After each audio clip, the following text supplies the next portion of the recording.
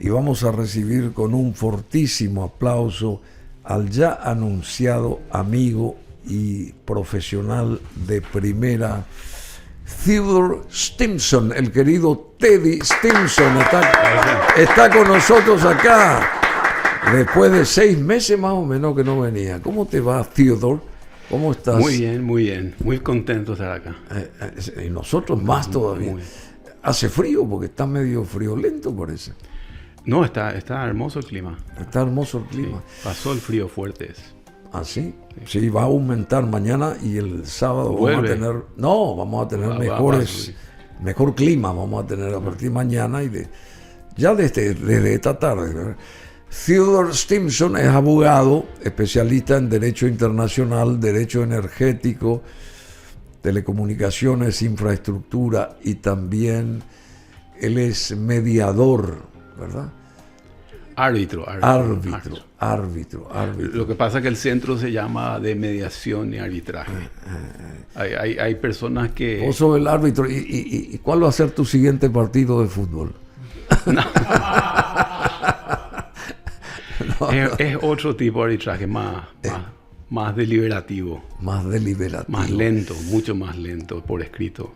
El árbitro de fútbol tiene que tener una rapidez para resolver las situaciones ahí. Impresionante sobre la marcha. Admirable el trabajo que hacen. Pero el título tuyo es también de árbitro, ¿verdad? Sí, porque el centro, soy miembro del centro y hay empresas que acuerdan una instancia de mediación antes de pasar al arbitraje. Son 2 formas de resolver el conflicto. La mediación es nombrar un mediador que trate de acercar las partes y lo otro ya es más como un litigio.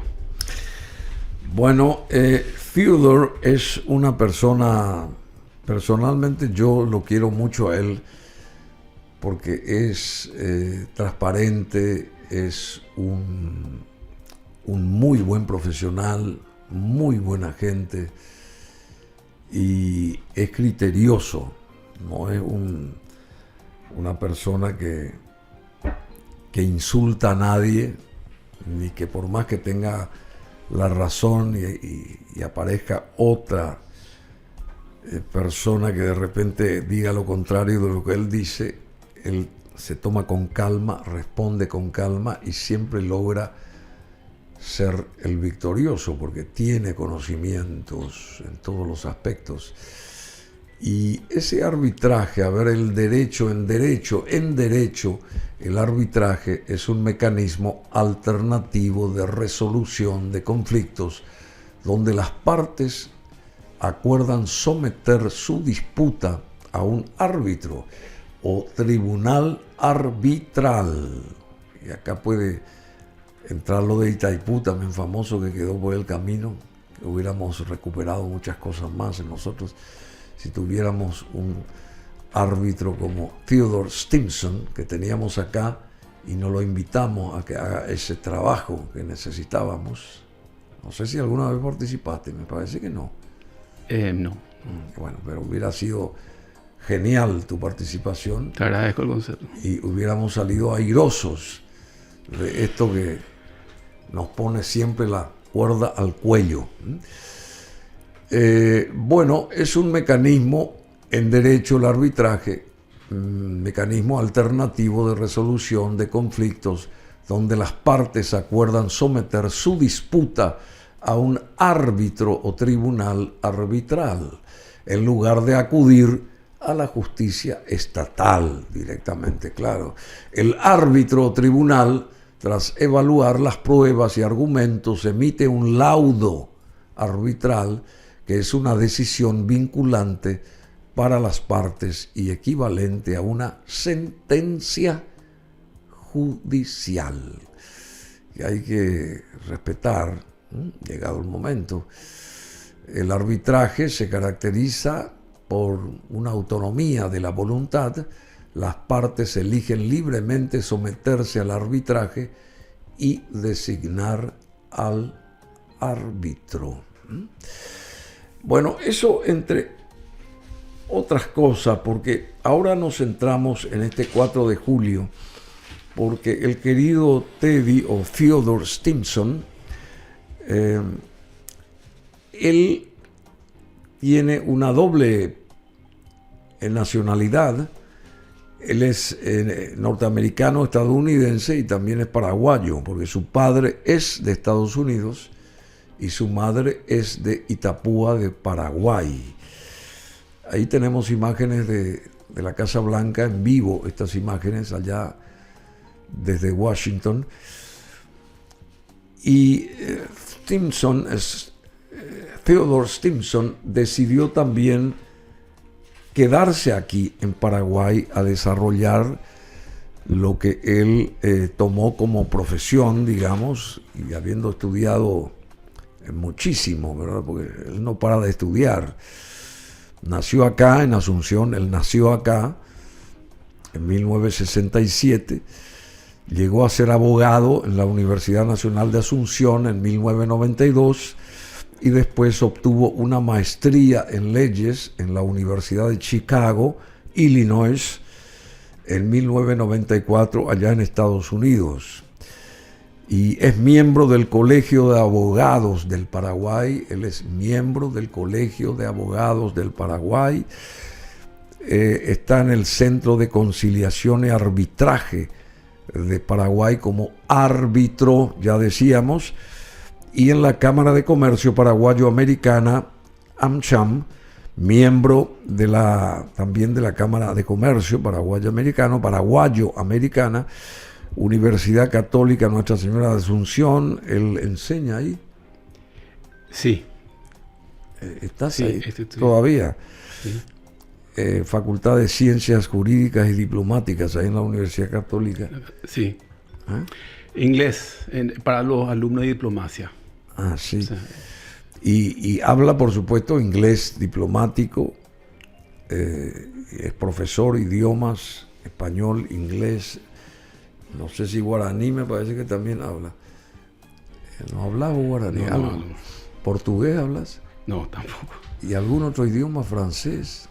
No, solo inglés y español. Inglés. Guaraní, claro que uno con los Sí, años va ya captando sé. el sentido Yo de te estoy jorobando nomás, porque yo quisiera hablar guaraní. En nuestra época en el colegio era un pecado hablar guaraní. ¿Cómo cambiaron las cosas? Sí. Y después fue una obligación estudiar el guaraní, que es nuestra segunda lengua. Es una lengua que tiene la misma fuerza que la española acá en nuestro territorio. Pero a veces uno ya con cierta edad ya no puede, qué sé yo, meterse en el caracú de un idioma tan fabuloso como el nuestro, el guaraní, porque ya pasó el tren, ¿verdad? Teníamos que haber estudiado en la escuela, en el colegio, cuando chicos, y ya no fue posible. Pero respetamos muchísimo a mucha gente que habla correctamente el guaraní y que con apasionamiento defiende lo que nos corresponde a nosotros, a través de esta lengua autóctona paraguaya. Y Paraguay es uno de los únicos países que tiene dos lenguas oficiales y que conserva su lengua oficial original, ¿verdad? Bueno, ¿qué representa el 4 de julio para los norteamericanos, para los estadounidenses? Hay muchos estadounidenses acá en Asunción, en Paraguay en general. Y el 4 de julio es una fecha, si se quiere, hasta universal, porque todo el mundo tiene que ver con la fecha del aniversario de independencia de los Estados Unidos. Transcurrieron 249 años de aquel en 1776. Nos imaginamos lo que van a hacer cuando llegue la fecha del 250. Van a tirar la casa por la ventana allá en Estados Unidos. No sé, ¿va a seguir tu amigo Trump en el gobierno o no? ¿Quién sabe? Sí. Bueno, ¿qué representa el 4 de julio? A ver, para ustedes. Bueno, es un experimento radical en la historia de la humanidad, en el sentido que es probablemente el primer país de la historia que tiene como base una idea y no una identidad. Una idea y no una claro. identidad. La idea de que toda persona tiene derechos inalienables que ningún Estado se los puede otorgar o quitar. La idea de la libertad, del derecho a la vida, el derecho a la libertad y el derecho a la felicidad, que comprende la propiedad privada, pero que cada uno tiene un proyecto de vida sagrado y que los Estados Unidos está organizado sobre ese proyecto de vida y no importa la sangre o la tierra, como es en Europa, como son en las naciones-estados, en donde hay un fuerte factor racial o étnico, sino que siempre que te adhieras a esos principios que son el proyecto americano, sos parte de ese país. No importa de dónde venís, sino que lo que importa es hacia dónde te vas.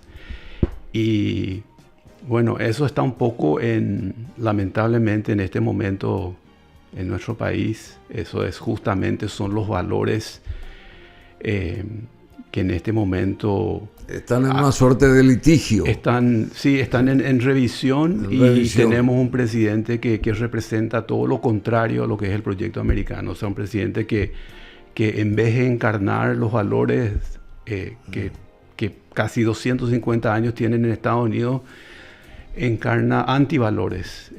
Lo peor de estos países que más antiguos, en donde hay modelos autoritarios, donde hay corrupción, donde hay racismo, donde hay antisemitismo, donde hay odio, sectarismo, todos los antivalores que justamente el proyecto americano tuvo por objetivo erradicar de la faz de la tierra, y por eso que es simbólico para todos los otros países, porque sí, porque otros países que no nacieron con este sueño americano, sin embargo, después con el tiempo abrazaron estos mismos valores, comenzando por nuestro propio hemisferio, y todos los países latinoamericanos, de cierta forma, sus revoluciones de independencia también abrazaron los valores de la revolución norteamericana.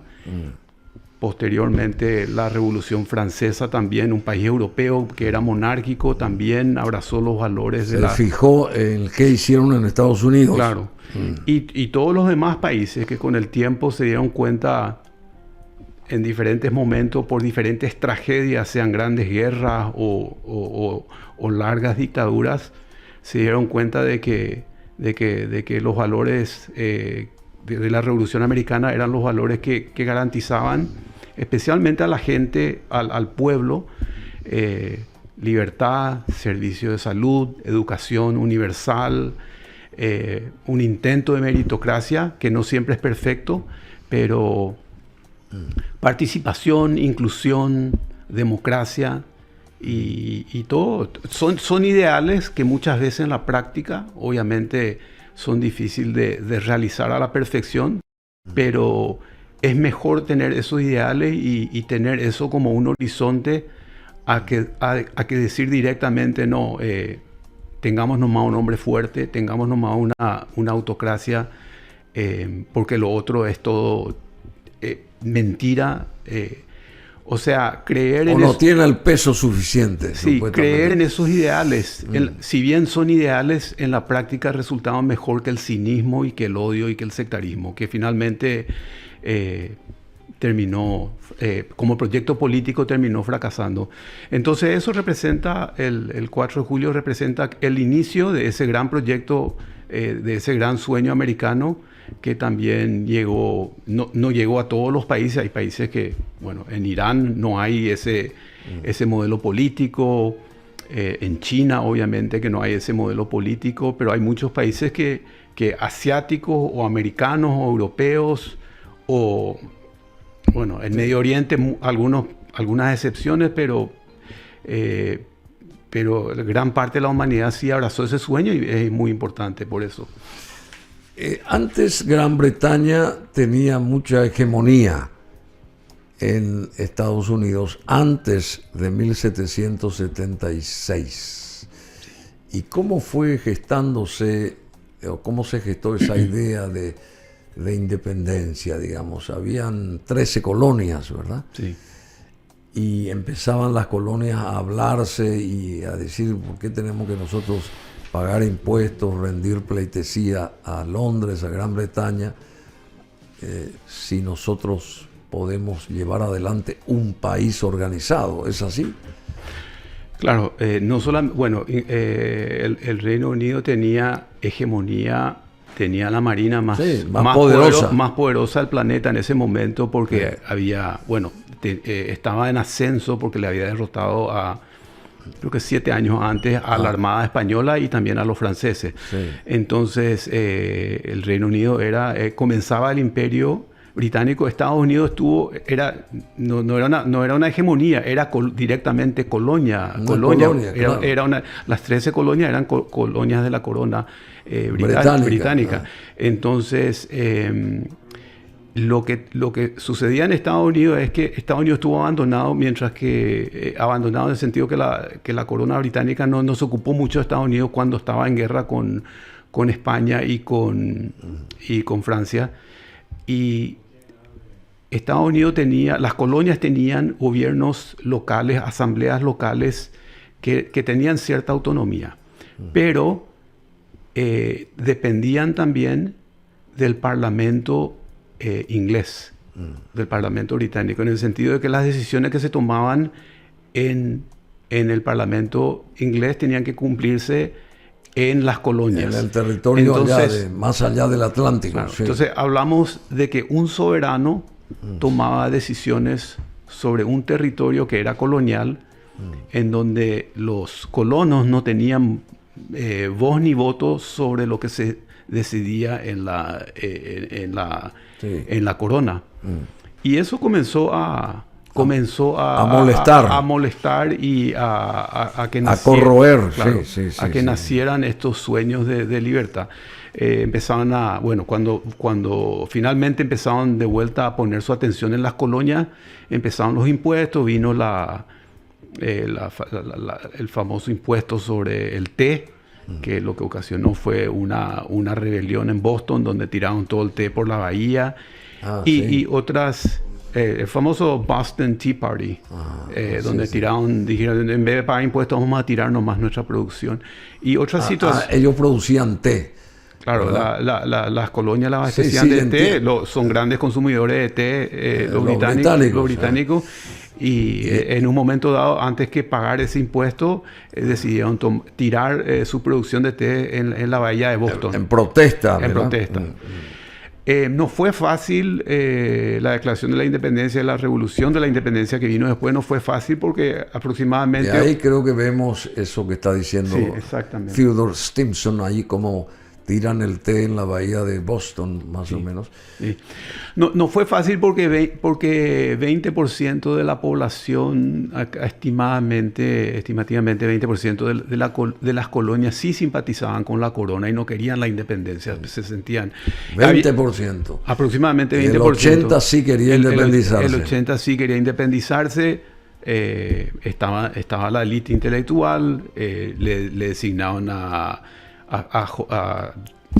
George Washington como el comandante de la revolución, y comenzaron, y no les fue bien al comienzo. Algunas perdieron muchas batallas, pero al final pudieron, con ayuda francesa, prevalecer en la revolución. Ayuda francesa. Sí. Bueno, y después se redactó esta declaración de independencia. Sí. Y esto lo hizo Thomas Jefferson, ¿verdad? Sí. ¿Y sintéticamente qué decía ahí, digamos? Y rompía con... por eso, el rey Jorge III era un rey... ya era monarquía constitucional. Entonces, él era un monarca, pero también celoso de las decisiones del Parlamento inglés. Y en la medida que las colonias se rebelaban contra las decisiones del Parlamento inglés, él sentía que tenía que tomar alguna acción, incluso alguna acción militar contra los rebeldes. Básicamente, la Declaración de la Independencia declara que se llegó a un punto en donde había que romper definitivamente con que en el curso de la historia siempre llega un momento en donde ya la opresión es intolerable, que había que romper con la corona británica. Y ahí se declaran estos principios de que todo hombre tiene ciertos derechos que son inalienables, que no los otorga ni les puede quitar ningún soberano, y que son el derecho a la vida, a la libertad y a la felicidad, y que en defensa de esos principios se justificaba esta revolución y este rompimiento con la corona, y que había que tomar las riendas de la historia, que el pueblo es soberano y no un monarca, y que había que tomar las riendas de esa soberanía en base a esos principios sagrados. Qué interesante. Y esto ocurría principios de derecho natural, principios de derecho, de un derecho que se cree que es inmutable, que no cambia, y que filosóficamente se cree que subsiste a lo largo de que hay un hombre. Ese hombre tiene dignidad, y no importa qué estado, qué poder político, qué poder fáctico tenga el control de una situación fáctica en un momento dado, ese hombre tiene esa dignidad y esos derechos fundamentales, y esos derechos hay que respetar. Bueno, y esto ocurría en 1776 en Filadelfia, ocurría esto, ¿verdad? En Filadelfia, bueno, y después comenzaron a, digamos, ¿y cómo tomó Gran Bretaña esta revuelta, esta revolución, digamos? ¿Qué se supo después de? ¿Se quedaron en el molde los británicos? ¿No contrarrestaron? ¿No atacaron? Bueno, tenían la armada más poderosa del mundo, y enviaron su armada. Estados Unidos no tenía marina. Tenían que defenderse tenían primero unas fragatas que fueron destruidas muy pronto, y básicamente la defensa marítima fue con la marina mercante improvisada. No soy un experto en temas militares, pero duró 6 o 7 años, y básicamente fue la localía y la defensa. 6 o 7 años duró eso. Sí, 6 o 7 años. A partir del 4... la declaración es una declaración. No es que ahí con la declaración se transformó de golpe. No fue de golpe. Con la declaración se declararon independientes, pero después vino la acción militar de la corona británica. Y ahí comenzó la revolución de la independencia y el proceso de repeler ese ataque militar de los ingleses, y al final ganaron los colonos y se declararon, y nació los Estados Unidos de Norteamérica. Y ahí comenzó el proceso de establecer de hacer una constitución. Primero comenzó un proceso, primero se declaró una confederación, eso no resultó, y después nació el Estado federal que hoy tenemos, y la constitución que rige hasta hoy. Hasta hoy. Hasta hoy. Bueno, con 28 enmiendas, pero que tuvo mucho. Bueno, después viene la guerra civil. ¿Y esa constitución quién la escribió? Un proceso. Bueno, mucha gente se puso a escribir esa constitución. Bueno, pasó por un proceso de convención constituyente, pero son 3 básicamente a quienes se atribuye la autoría, que son Hamilton, Jay y Madison, que son quienes escribieron unos ensayos que se llaman ensayos federalistas, que explica un poco, expone la Constitución, expone los motivos de una Constitución que establezca un Estado federal, por qué no resultó la Confederación y por qué un Estado federal grande podría ser mejor garante de la libertad que otro modelo político. Y ese es todo lo que querían los padres fundadores, de que un demagogo, que un hombre oportunista y corrupto nunca sea presidente de la República, es justamente lo que con mucho dolor en este 4 de julio está sucediendo ahora. Que tenemos un presidente demagogo, un presidente que ahora, hoy, en este día, él va a celebrar el 4 de julio, porque ayer consiguió la aprobación de su ley, va a firmar la ley de presupuesto, la ley de presupuesto que va a consolidar exenciones, o sea, bajas impositivas para los más ricos, va a eliminar los programas de suplemento nutricional para los niños, va a eliminar la cobertura de salud para la gente que necesita, va a poner un presupuesto. 17 millones de personas van a quedar sin cobertura de salud pública.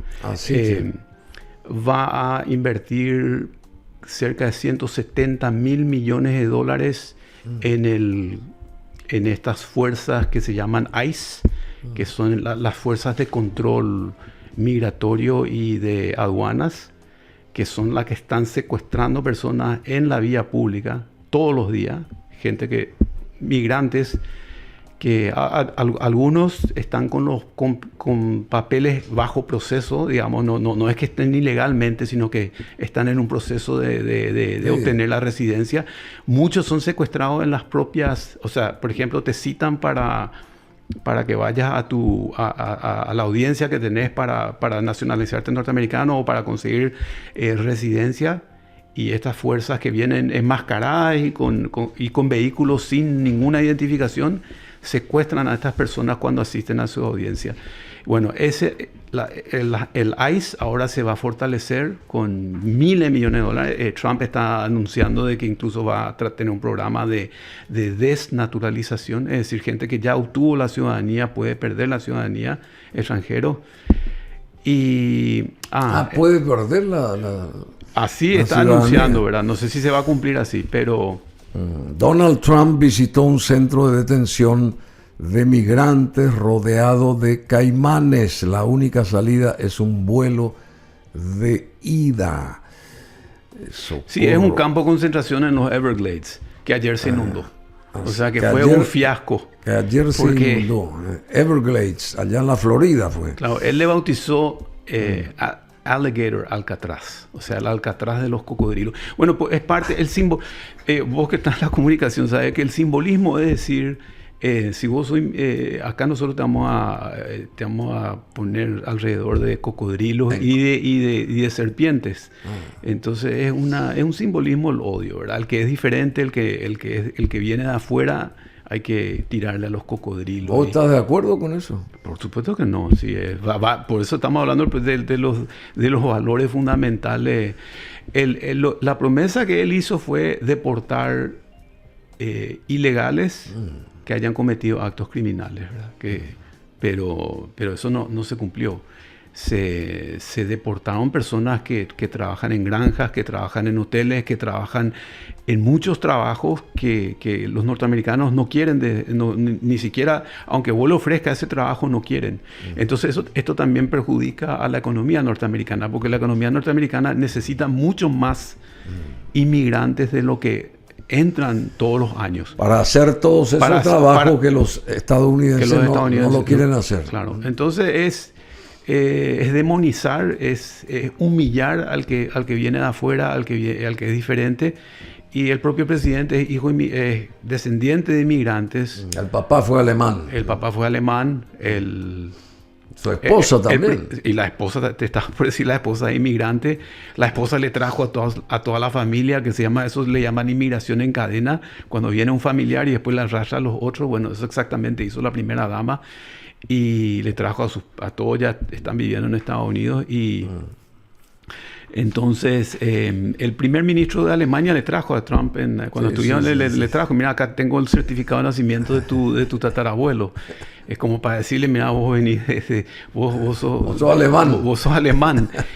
Y bueno, entonces ahora fue un fiasco, se inundó su Alcatraz. Se inundó. Pero eso forma parte del gobernador DeSantis, que es ultraderecha, populista, que hace estos anuncios rimbombantes que le vamos a tirar en campo de concentración. Bueno, y eso forma parte, eso no forma parte de los valores fundacionales de los Estados Unidos. Y esos son los antivalores que este gobierno en este momento con los que se está embanderando, ¿verdad?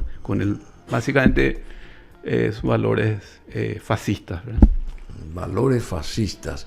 Sí, son antivalores fascistas. Porque, sí. Alligator Alcatraz se inunda al día siguiente de su inauguración. Al día siguiente de su inauguración tenemos un plan para huracanes, aseguran autoridades. Trump visitó el centro de los Everglades en la Florida el martes pasado para celebrar su apertura, pero se inundó. Acá nos está también remarcando Theodore Stimson, ese sitio se inundó. Tras su salida, una tormenta provocó que cayeran alrededor de 1,5 pulgadas de lluvia, digamos, sobre las instalaciones, según estimaciones del Servicio Meteorológico Nacional. En Miami visitó Donald Trump el centro en los Everglades, Florida, el martes para celebrar su apertura. Y la tormenta provocó que el agua se filtrara en el lugar y sobre los cables eléctricos en los pisos, según un vídeo publicado en línea por el reportero Jason Delgado de Spectrum News. Y las imágenes también mostraron charcos de agua alrededor de los mástiles de las banderas dentro de las instalaciones. En fin, bueno, pero ¿qué también consiguió ahora Trump? Teníamos una información ahí anterior. Hay 10 temas claves de una nueva ley presupuestaria, grande y hermosa, según la ley, según lo que dice Trump, aprobada por el Congreso de los Estados Unidos. La denominada ley grande y hermosa, impulsada por Donald Trump para consolidar la agenda de su segundo mandato, aprobada ayer jueves por el Congreso norteamericano, incluye partidas presupuestarias para su política migratoria, exenciones fiscales y recortes a la cobertura médica. Sí. ¿Y eso qué es? Claro, 17 millones de personas que van a quedar sin cobertura médica. Y el objetivo de eso es, como hay que dar exenciones impositivas al sector petrolero, y como hay que mantener los impuestos bajos para los segmentos más altos, económicos más altos, el dinero tiene que salir de alguna parte. Entonces, para darle a los más ricos, en resumen, sacarle a los pobres para darle a los más ricos. Así es simple. Entonces, eso además va a aumentar. Que tendría que ser al revés. Tendría que ser al revés. Y más todavía si tu lema es Make America Great Again. Claro. Hagamos Estados Unidos grande de vuelta. No se cumple ese lema con esta ley de presupuestaria. Quiere decir que nosotros estamos salvando las distancias enormes, emulando también eso. Porque acá está ocurriendo exactamente eso, ¿verdad? Más o menos así. O sea, los pobres cada vez están más pobres y acá los ricos y los que están ligados al poder están cada vez más ricos. Bueno, lo que hizo Trump sería el equivalente de que acá se eliminase el programa de hambre cero. Entonces, para que suceda acá, esto es como decir, vamos en el presupuesto para el 2026... vamos a eliminar el programa nutricional, el programa de hambre cero. Vamos a reducir la cobertura de salud y vamos a bajar el impuesto a la renta de 10 a 5%. Y vamos a dar más exenciones tributarias. Eso sería el equivalente. Eso es lo que hizo Trump para lo que se haría acá. No sé si acá en términos económicos yo no vi que sea algo similar, pero tal vez en otros planos. Hay algunas, no sé si emular, pero los ejes de lo que es MAGA, de lo que es son el nacionalismo. Make America Great Again. Sí, los ejes son el nacionalismo cristiano. Decir de que Estados Unidos es un país cristiano pero ultraderecha. Poder ejecutivo fuerte y autoritario. O sea, Congreso débil y simplemente que cumple las órdenes del Ejecutivo, y una política de rechazo a todo lo que sea inclusión y participación. No sé si ese es el modelo que se quiere implementar acá, pero ese sería el modelo político que después lleva a esto que se aprobó ayer en el Congreso, y que normalmente el Partido Republicano es antidéficit, o sea, quiere mantener un equilibrio presupuestario. Pero con lo que hizo ayer el Partido Republicano se fue en contra de su propia tradición en materia presupuestaria, que es al consolidar los recortes impositivos para los más ricos y al recortar todos estos programas sociales, lo que hace es también crear un déficit de como 3 o 4, otro de los efectos de este presupuesto es crear un déficit de alrededor de $3.000 millones. Qué bárbaro. Perdón, 3 trillones de dólares. El otro tema también es que tiene impacto en la política exterior, es recortar la ayuda a Ucrania. Sí mantiene una ayuda importante para Israel, pero va a eliminar la ayuda de Ucrania, especialmente en las defensas aéreas, lo que es una catástrofe para la política, para toda la arquitectura que desarrolló Estados Unidos y Europa después de la Segunda Guerra Mundial para mantener la paz. Y un equilibrio. Mantener el equilibrio, porque si permiten de que Rusia, un país prácticamente un estado mafioso y genocida por todo lo que está haciendo en Ucrania, si permiten de que Rusia finalmente destruya Ucrania, y ese es el objetivo que dijo ayer Putin después de la llamada telefónica con Trump, nosotros vamos a seguir con nuestras operaciones militares especiales y nosotros vamos a destruir Ucrania. Si Trump permite eso, Putin va a avanzar hacia los otros países limítrofes que formaban parte antes del bloque soviético. Va a crear un desequilibrio, y ese prácticamente le va a dar a Putin lo que Putin quiere, que es destruir el orden mundial, un orden liberal basado en normas de derecho internacional, de justicia, y reemplazar eso simplemente por esfera de influencia y hombres fuertes. Hombres fuertes que se quedan en el poder por la eternidad, donde hay mucha corrupción, mucho autoritarismo y ninguna libertad política, ¿verdad? Todo lo contrario a lo que hoy celebramos los Estados Unidos, que es que haya no solamente libertad en el ámbito doméstico, sino un respeto en el orden internacional. O sea que Putin lo que quiere en definitiva es volver a reconstruir la unión de repúblicas socialistas soviéticas, más o menos. Más bien reconstruir el imperio ruso. Sí, el imperio ruso. Sí, pero es diferente porque este modelo utiliza, por ejemplo, utiliza la religión, el nacionalismo religioso.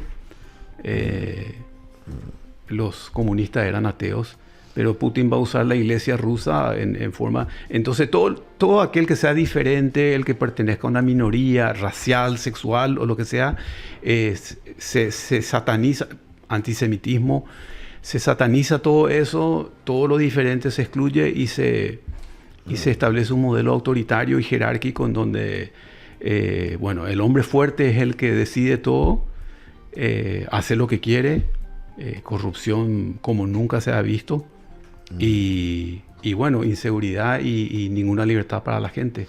Bueno, Rusia ataca a Ucrania con más de 500 drones horas después de la llamada de Trump a Putin. Rusia lanzó anoche contra Ucrania 11 misiles y más de 500 drones en un ataque que se prolongó durante prácticamente toda la noche y que empezó justo después de que el presidente de Estados Unidos llamara por teléfono al líder del Kremlin, Vladimir Putin. Trump se mostró descontento, entre comillas, tras la conversación por el hecho de que ésta no lograra ningún progreso hacia una solución negociada para poner fin a la guerra. Las defensas ucranianas lograron derribar 270 objetivos aéreos, mientras que otros 208 drones fueron neutralizados por interferencias electrónicas.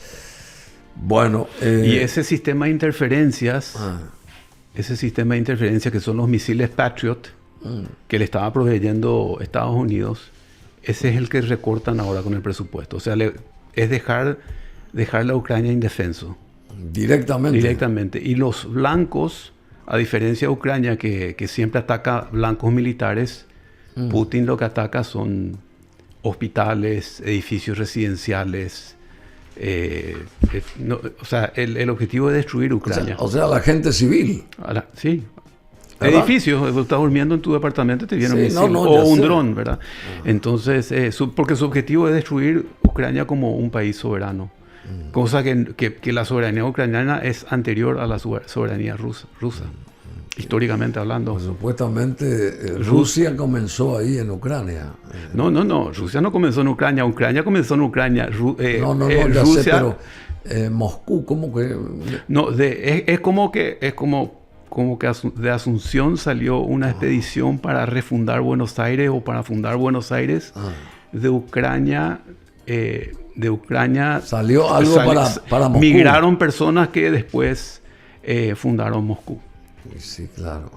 Y entonces, o sea, es al revés, no es que... Es al revés. Los ucranianos tuvieron mucho antes que los rusos. Los ucranianos tuvieron antes. ¿Y son más trabajadores que los rusos o no? Los ucranianos. Sí. ¿También? Acá en Paraguay tenemos colonias ucranianas que son florecientes. Sí, allá en el sur. Sí. Impresionante. Bueno, y jamás, nunca, yo creo que no se van a rendir, porque en la época soviética hubo una hambruna que se llamó el Holodomor, que fue cuando Stalin trató de destruir todas las granjas de producción independiente. Eran granjeros independientes, los kulaks en Ucrania, y Stalin, como quería imponer un modelo estatista en donde estaba toda centralizada la producción en el Estado soviético, destruyó una producción de... La cosecha de trigo dejó sin comida a toda Ucrania y murieron millones de personas. En ese... Qué bárbaro. Y son varias veces las que Rusia agredió. O sea, los ucranianos le conocen bien a los rusos. Ahora, el pueblo ruso lamentablemente no tiene la culpa de que tengan a este presidente y que tengan al Kremlin, pero bueno, es así. Y volviendo a tu país, a Estados Unidos, a ver, entonces, esa declaración de independencia redactada en Filadelfia, dijimos el 4 de julio de 1776, fue el inicio de la transformación y el comienzo de un nuevo país que se iba a ir gestando en 6 o 7 años. ¿Es así? Claro, no, ahí comienza, o sea, a eso sigue la revolución de independencia. O sea, primero es la declaración y después, comienza la revolución en el sentido de que hubo un conflicto militar con la corona. Pero claro, la declaración fue el 4 de julio de 1776. Sí. Que es algo revolucionario por los valores. O sea, tenés que pensar un poco que se salía de la norma era, y sigue siendo de cierta manera, la monarquía. O sea, el hombre no era normalmente libre. Habían jerarquías sociales, había un estado feudal. El siervo feudal no era libre, formaba parte y después habían diferentes jerarquías aristocráticas. O sea, la norma era vivir en una sociedad jerarquizada, en donde había un régimen muy rígido. Entonces, decir que todo hombre, declarar en forma universal que el hombre tenía ciertos derechos fundamentales, y que esos derechos no le daba ningún señor feudal o ningún monarca o ningún gobierno, esa fue una idea radical y revolucionaria para todo el planeta. Y esa es la importancia que tiene esta declaración, que después llevó unos años para consolidarse y formar un nuevo modelo político que después fue adoptado en diferentes países, especialmente en las Américas, y que después también Europa abrazó esos ideales. Claro, ahí en Francia después. Y después la Revolución Francesa. 789, sí. ¿verdad? Bueno, pero quiere decir que Estados Unidos fue pionero en ese aspecto también, ¿verdad? Claro, la ilustración, la época de la ilustración que creó a estos intelectuales liberales, todos los pensadores, Locke, Voltaire, los americanos, Madison, Hamilton, Rousseau, todos estos intelectuales crearon esta corriente liberal que fue algo revolucionario, porque hasta hoy, a lo largo de la historia de la humanidad, tenemos, vos me dijiste al comienzo, Estados Unidos va a cumplir 250 años el próximo año. Sí. Son 250 años versus 5.000 años. O sea, la norma en la humanidad, los egipcios tenían un régimen muy vertical. Los persas. Todo, las monarquías de Europa, que son miles de años. O sea, la norma política a lo largo de la historia no es la libertad, es al contrario. Es la mano dura. La mano dura, la autocracia. Entonces, que en Estados Unidos se mantenga por 250 años y que este año esté como que en tela de juicio si este experimento persiste, es algo muy interesante. Bueno, y God Bless America. A ver, Dios bendice América. Sí. Una versión original de Kate Smith de 1938, escrita por un inmigrante que amaba su país adoptivo. La canción fue compuesta por Irving Berlin, un inmigrante ruso judío que llegó a Estados Unidos escapando de la persecución. Y en agradecimiento a su nueva patria, escribió esta canción en 1918, aunque la versión definitiva se lanzó recién en 1938, cantada por Kate Smith. Era su forma de decir gracias, América, por darme un hogar. Aquí tenemos las imágenes, por eso su letra no es de guerra ni de conquista, sino de unidad, de gratitud y de bendición. A ver. Ahí está. Kate Smith. No la conocía. Pero sí hay que decir que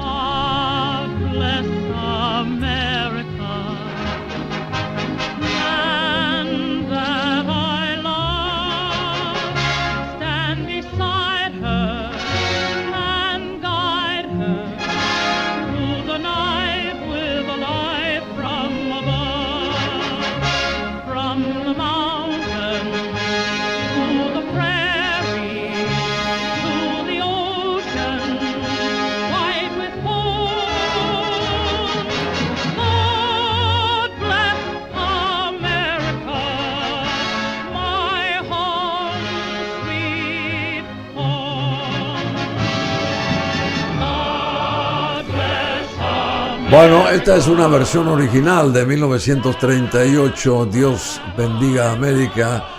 Kate Smith está cantando ahí en vivo esto. Imagínense la calidad de este material. Pasó tanto tiempo y bueno, y tienen unos archivos impresionantes también los estadounidenses que fortalecen su historia. Y después de aquel 1776 comenzaron las ofrendas por los trabajadores. Los trabajadores ofrecían a Dios, al Todopoderoso, por todo lo que consiguieron a través de esas tierras trabajadas por ellos. Sí. Y comenzó toda esta tradición de los, ¿cómo que se llama? El Día de Acción de Gracias. El Día de Acción de Gracias. Eso nació en la colonia. Eso fue antes. Eso es mucho antes, sí. Mucho antes. No, lo que sí nació, porque acá dice Dios bendice a América, pero uno de los ideales de la Revolución Norteamericana es la libertad. El Estado secular, el Estado no se identifica con ninguna secta religiosa, con ninguna religión, y la libertad religiosa. Y eso tiene un motivo histórico en el sentido de que habían muchas sectas en las colonias no eran como Paraguay, que es una mayoría católica. Los católicos incluso eran marginados. Habían bautistas, evangélicos, protestantes, católicos. Habían muchas diferentes corrientes religiosas que en Inglaterra incluso se habían peleado y que algunos tuvieron que venir acá porque eran perseguidos en Inglaterra. Entonces, lo que dijeron los padres fundadores es: nosotros vamos a crear un Estado en donde va a haber libertad religiosa como algo muy fundamental, porque a partir de la libertad religiosa también se crea un ambiente para las libertades políticas. Cuando se trata de establecer una religión oficial del Estado, es que se crean ciudadanos de primera y de segunda clase. Y esa es otra de las perversiones de Donald Trump que trajo a la Casa Blanca, como que la identificación con un sector religioso del país, tratando de crear este nacionalismo cristiano que no es democrático, que no forma parte del proyecto norteamericano y que excluye a mucha gente de ese proyecto, a muchos sectores de la población del sueño americano, que es totalmente a lo contrario de lo que querían crear. Es un país, lo que le hizo grande y fuerte a Estados Unidos fue justamente los valores de inclusión, de democracia, de participación. Y por eso que vemos lo del sueño americano. Claro, ¿no? Pero por eso, ¿por qué es el país que sigue hasta hoy siendo líder en economía? Pero no solamente es líder económico porque hay mucha innovación. Y hay mucha innovación porque hay mucha libertad. La gente que llegó a casi todos lo que le llaman los CEOs, lo que serían los gerentes generales o los creadores en Silicon Valley, en California o en otras partes del país, son inmigrantes, gente que vino de Medio Oriente o que vino de Europa. Elon Musk es sudafricano, nacionalizado norteamericano, pero él vino de Sudáfrica.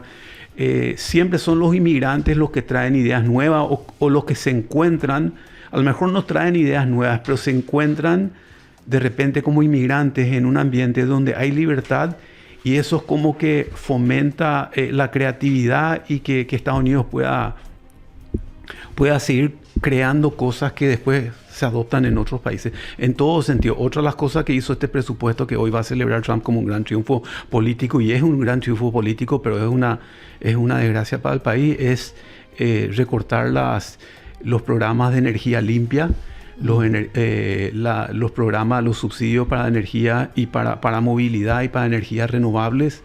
Lo que también es como forma parte de este populismo contra el cambio climático.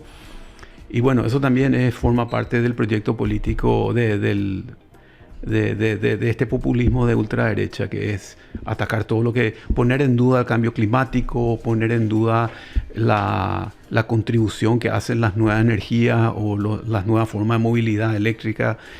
Bueno, realmente algo que se va para atrás. Que va para atrás, que retrocede, que le va a retroceder a Estados Unidos. En vez de impulsarlo. En vez de impulsarlo, sí. Bueno, y Trump carga de nuevo contra Elon Musk. Sin subsidios tendría que regresar a Sudáfrica, dijo el presidente Donald Trump de los Estados Unidos. Ha vuelto a arremeter contra el magnate sudafricano Elon Musk. Puede recibir con diferencia más subsidios que cualquier otra persona en la historia, y sin subsidios probablemente tendría que cerrar y regresar a Sudáfrica. La nueva andanada de Trump contra su antiguo aliado, importante donante en la campaña republicana y hasta hace poco asesor gubernamental, se ha producido mediante un mensaje en Truth Social y se ha centrado en proyecto presupuestario que el presidente de Washington ha logrado aprobar en el Senado. proyecto que según Musk aumentaría la deuda de Estados Unidos. Y en su mensaje, Trump ha advertido a Musk de que si se acaban los subsidios, se acabaron también los lanzamientos de cohetes, los satélites y la producción de cohetes eléctricos, y nuestro país ahorraría una fortuna. Elon Musk sabía mucho antes de apoyarme con tanta vehemencia como presidente que me oponía firmemente al mandato de vehículos eléctricos. Es ridículo y siempre fue una parte importante de mi campaña. Los autos eléctricos están bien, pero no todo el mundo debería estar obligado a tener uno de estos autos eléctricos, dice Trump. Sí. Bueno, Elon Musk comenzó con le llaman el Doge, y supuestamente el gobierno americano estaba lleno de fraude y de lo que le llama fraude y abuso en el presupuesto. El Deep State, el Estado profundo, supuestamente había muchísimo fraude. Entraron ellos, entraron en la ayuda, entraron en la base de datos de lo que sería la Subsecretaría de Tributación, la parte tributaria. Empezaron a revisar todo, empezaron a revisar también USAID, la ayuda norteamericana al exterior. Y no encontraron nada. O sea, fue puro fantasma. Cuando entraron ahí no encontraron ningún fraude, ningún abuso. Lo que sí es que cortaron programas que había comenzado George W. Bush, programas de combate al SIDA en África, otros programas de ayuda, con lo cual muchas personas van a morir y muchas ayudas no van a llegar a personas necesitadas. O sea, lo que le llaman el soft power o el poder blando de los Estados Unidos, que es llegar, apelar a la buena voluntad y tratar de establecer lazos de amistad a través de ayuda económica en diferentes países, ayuda de salud, todo eso cortaron. Ya lo cortó, ya cortó al comienzo el mandato, el presupuesto.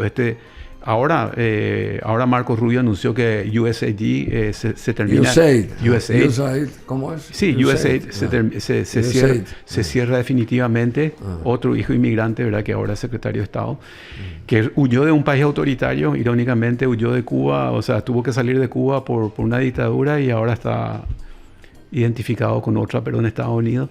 Entonces, cortaron esa ayuda, esa buena voluntad. Y también, hablando de vuelta de política exterior un poco, Trump comenzó el mandato anunciando de que iba a tomar Groenlandia, que iba a convertir a Canadá en el estado número 51, de que iba a tomar el canal de Panamá. O sea, hizo muchos anuncios que lo único fue que Estados Unidos sea odiado en otros países o ridiculizado, ¿verdad? Porque realmente se le burlan por todos los bueno, y esto delirios. También, y delirios. Y esto de Donald Trump, que exige también la renuncia inmediata del presidente de la Reserva Federal, Jeremy Powell. ¿Lo hizo de vuelta ahora?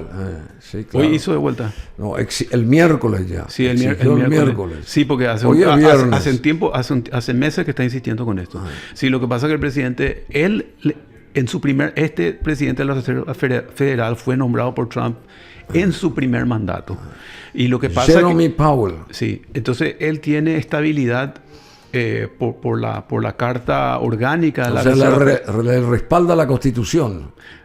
Está respaldado, no, la Constitución no, la Carta Orgánica de la Reserva Federal es una ley, le respalda en su estabilidad, porque es como que el presidente del Banco Central tenga una estabilidad, en el sentido de que si uno cambia de presidente del Banco Central simplemente por motivos políticos, entonces podría perjudicar a la economía, porque son más políticas de largo plazo y la economía no hay que subordinar a cuestiones de política de corto plazo. Entonces Trump le nombró a él.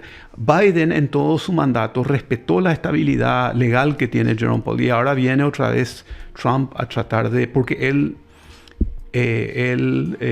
como tiene autonomía, la Reserva Federal controla los intereses y se resiste. Trump le dijo, no sé si le dijo, que suba los intereses o bajo los intereses, le dio como una orden que él no tiene que cumplir porque tiene autonomía. Entonces, como el presidente de la Reserva Federal le resistió a Trump y le dijo, no voy a renunciar y no voy a hacer lo que me decís, entonces él está ahora con este asedio a él. Bueno, pero tiene el presidente Trump tiene potestad no tiene, en sacar de su puesto a este que maneja la Reserva Federal. No tiene. No tiene. Tiene un periodo que yo no sé exactamente cuándo se cumple, pero no sé si fenece su mandato en este periodo presidencial, pero tiene un mandato. Su actual mandato concluye en mayo del 2026. Bueno, ahí hasta Trump no tiene la potestad de removerlo hasta esa fecha. Directamente. Bueno, querido Theodore Stimson, thank you very much. Muchas gracias y felicitaciones por el 4 de julio. Algo aprendimos acá, algo nos enseñó también el querido Teddy, abogado y especialista en Derecho Internacional, Derecho Energético, Telecomunicaciones, Infraestructura. Tenés que volver más a menudo porque sabés mucho vos. Un placer. Yo quiero, eso de Itaipú quisiera que sea analizado a través de la óptica tuya como árbitro. Todo lo que perdimos nosotros porque nos pusimos a gente avesada en lugares claves para litigar lo que nos corresponde, porque pasaron 50 años y si el 50% nos corresponde de esa hidroeléctrica, tenemos que también tener ese poder de mando. Y alguna vez Paraguay tendría que haber tenido la dirección general de Itaipú, no solamente los brasileños, ¿verdad? Bueno, fíjate una cosa. Este nacionalismo de Trump es perjudicial al Paraguay. Fíjate cómo el nacionalismo le perjudica a los países pequeños. Porque en un ambiente de nacionalismo va a triunfar siempre el más grande. Sin embargo, en un ambiente político internacional, en donde se respete el derecho internacional, en donde se respete la igualdad jurídica soberana de los países, entonces tienen una oportunidad para la negociación y para el respeto de los tratados, los países pequeños, que es lo que Paraguay, la principal herramienta de Paraguay para obtener una revisión justa al Tratado de Itaipú es el derecho internacional. Y lo que están haciendo Trump y Putin y Orbán comenzó con esto, al revivir estos nacionalismos, es perjudicar a los países que no tienen poder de negociación sin el respaldo del derecho internacional. Entonces, aunque vos no creas y vos digas, ¿por qué pensás tanto en Trump? ¿Qué te importa lo que pasa en Estados Unidos? Pero tiene muchísima relevancia y muchísimo impacto en Paraguay el modelo político de Estados Unidos, porque así como la revolución de la independencia paraguaya abrazó los principios de la revolución de la independencia norteamericana, hoy también el Paraguay sí abraza doctrinas extremas de doctrinas de religioso extremo o de nacionalismo extremo o otras ideologías de ultraderecha populista. Eso le va a perjudicar porque Brasil es mucho más grande. Incluso Lula le dijo a Ucrania en un momento dado, para que vea lo desorientado que están los brasileños en términos de política exterior, dijo, ¿por qué Ucrania no le cede Crimea a Rusia? Se terminó el problema. Y esta guerra que le hace Rusia a Ucrania nunca fue sobre territorio, fue para destruir Ucrania, no para tener más o menos. No para ganar territorio. Además, si cede Crimea, que es de donde vienen muchos ataques, que Crimea es históricamente de Ucrania, no es de Rusia, entonces está cediendo, y es lo que Paraguay hace en el contexto del Tratado de Itaipú. Le cede soberanía al Brasil, le cede la energía y permite que un tratado que le obliga a Paraguay injustamente a ceder lo que es soberanamente suyo, lo sigue haciendo.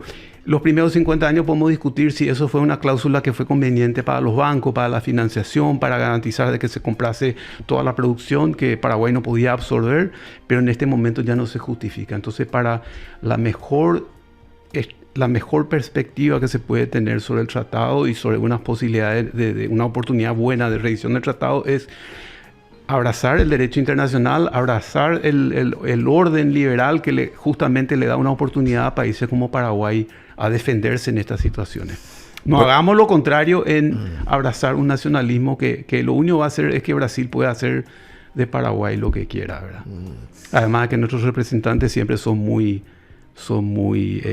débiles ante son fáciles de seducir por Itamaraty. Así mismo, es brillante esta reflexión última, sobre todo Theodore Stimson con nosotros.